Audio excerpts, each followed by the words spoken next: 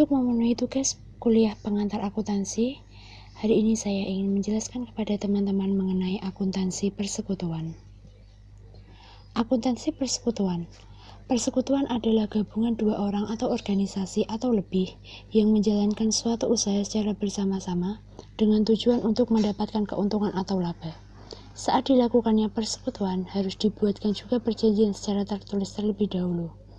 Pengertian persekutuan atau partnership menurut para ahli yaitu menurut Suparwoto 1997 halaman 1, persekutuan dapat didefinisikan sebagai suatu gabungan atau asosiasi dari dua individu atau lebih untuk memiliki dan menyelenggarakan suatu usaha secara bersama dengan tujuan untuk memperoleh laba. Persekutuan dapat didirikan oleh dua orang atau lebih yang semuanya mempunyai usaha ataupun belum memiliki usaha. Firma merupakan salah satu bentuk dari persekutuan dan pendiri-pendirinya merupakan pemilik dari firma tersebut yang disebut dengan anggota-anggota atau sekutu-sekutu firma. Tujuan pendirian persekutuan biasanya adalah untuk memperluas usaha dan menambah modal agar lebih dapat bersaing dengan perusahaan-perusahaan lain serta meningkatkan laba.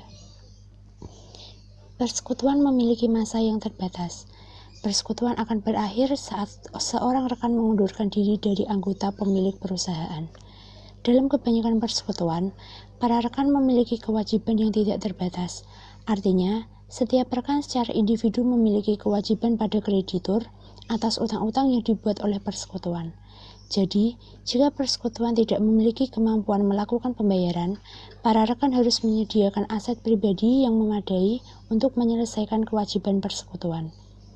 Para rekan memiliki kepemilikan bersama atas properti persekutuan. Properti yang diinvestasikan dalam persekutuan oleh seorang rekan akan menjadi properti bersama seluruh rekan. Saat persekutuan berakhir, klaim pada rekan atas aset diukur berdasarkan jumlah saldo dalam akun modal mereka. Penggolongan persekutuan. Persekutuan dapat dikelompokkan menjadi 3, yaitu 1. Persekutuan firma atau FA adalah suatu perusahaan kerjasama yang didirikan untuk menjalankan perusahaan dengan menggunakan nama bersama dan semua sekutu dalam usaha tersebut bertanggung jawab penuh atau biasanya ikut aktif mengelola perusahaan. 2. Persekutuan komanditer atau CV adalah suatu bentuk perjanjian kerjasama untuk berusaha di mana salah satu atau lebih dari anggotanya bertanggung jawab terbatas. A. Sekutu aktif adalah sekutu yang ikut aktif mengelola perusahaan dan bertanggung jawab penuh dengan seluruh harta pribadinya. B. Sekutu pasif atau silent partner adalah sekutu yang hanya menyetor modal saja tanpa ikut mengelola perusahaan.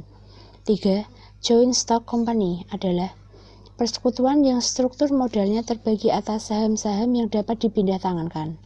Besarnya saham masing-masing sekutu di dalam joint stock company tidak menunjukkan besarnya tanggung jawab sekutu yang bersangkutan, melainkan hanya menunjukkan besarnya kepemilikan. Kelebihan dan kelemahan persekutuan. Persekutuan memiliki kelebihan untuk membawa lebih banyak modal, kemampuan manajerial, dan pengalaman. Jika dibandingkan dengan perusahaan perseorangan, persekutuan secara relatif lebih mudah dibentuk dan tidak banyak mengeluarkan biaya untuk pengelolaan karena hanya memerlukan satu perjanjian antara dua orang atau lebih. Kekurangan utama persekutuan adalah kewajiban para rekan yang tidak terbatas. Selain itu, masa persekutuan terbatas dan satu rekan dapat mengikat persekutuan dalam suatu kontrak. Untuk memperoleh modal dalam jumlah besar juga merupakan hal yang lebih sulit bagi persekutuan jika dibandingkan dengan perseroan terbatas. Penerimaan anggota baru. Ada 2 prosedur yang dapat dilakukan untuk penerimaan anggota baru. Di antaranya, 1. Membeli hak dari salah seorang atau lebih anggota sekutu lama. Hak atau modal anggota baru diperoleh dengan cara membeli atau mengganti hak atau modal sekutu lama. Dengan demikian, aktiva atau modal perusahaan tidak berubah dengan adanya anggota baru. 2. Menyetorkan aktiva kepada persekutuan. Sekutu baru dapat diterima menjadi anggota persekutuan dengan cara menyerahkan aktiva kepada perusahaan. Dengan demikian, aktiva persekutuan atau perusahaan akan bertambah sebesar jumlah setoran aktiva tersebut dan tentu saja modal persekutuan juga akan bertambah. Penilaian kembali. Bila anggota baru masuk, Umumnya, sekutu lama menginginkan agar modalnya yang tercatat dalam perusahaan atau persekutuan disesuaikan dengan keadaan senyatanya. Hal ini disebabkan karena angka-angka yang tercantum di neraca tidak mencerminkan harga pasar dan aktiva yang bersangkutan. Penilaian kembali terhadap aktiva perusahaan dengan harga yang berlaku pada saat sekutu masuk adalah hal yang amat penting. Sebab penilaian ini akan menghindarkan terjadinya laba atau rugi bagi sekutu yang baru masuk tersebut. Goodwill. Goodwill secara harfiah dapat diartikan sebagai nama baik dari perusahaan karena perusahaan mempunyai keistimewaan tertentu. Besarnya goodwill sulit untuk ditentukan dengan pasti. Untuk itu, besarnya goodwill biasanya ditentukan atas dasar taksiran saja. Tentu saja, besarnya taksiran goodwill ini harus ditetapkan atas dasar kesepakatan bersama. 1. Goodwill diberikan kepada sekutu lama. Goodwill dapat diberikan kepada sekutu lama dengan alasan karena merekalah yang telah memberikan andil terjadinya goodwill tersebut. 2. Goodwill diberikan kepada sekutu baru. Jika masuknya sekutu baru dianggap akan memperbaiki kondisi perusahaan, sekutu yang lama mungkin akan rela untuk mengakui potensi sekutu baru tersebut dengan memberikan goodwill kepadanya. 3. Seorang sekutu mengundurkan diri. Bila ada sekutu yang bermaksud mengundurkan diri atau keluar dengan alasan tertentu, maka sekutu yang mengundurkan diri tersebut dapat dibeli atau para sekutu yang masih ingin aktif. Alternatif lain adalah pengunduran diri sekutu dilakukan dengan mengembalikan modalnya yang tertanam dalam perusahaan. Dengan kata lain, perusahaan yang akan membayar atas pengunduran diri sekutu tersebut. Dengan demikian, aktiva perusahaan akan berkurang dan modal sekutu yang mengundurkan diri akan dihapus dari pembukuan. 5. 4. Sekutu meninggal dunia.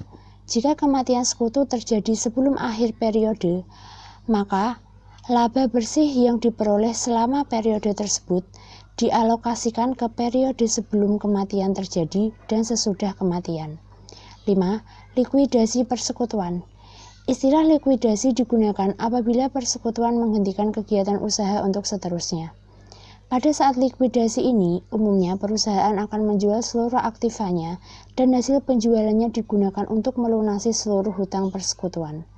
Kalau masih ada sisa dari hasil penjualan, maka akan dibagikan kepada anggota persekutuan sesuai dengan haknya masing-masing.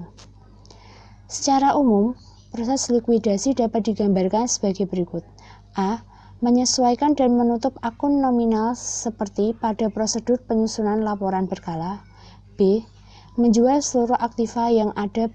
Proses ini dinamakan proses realisasi, yang artinya mengubah aktiva non-kas menjadi kas. C. Melunasi seluruh hutang kepada kreditur. D. Mengembalikan modal sekutu bila ternyata masih ada sisa kas atau dinamakan proses distribusi. Terima kasih. Dan wassalamualaikum warahmatullahi wabarakatuh.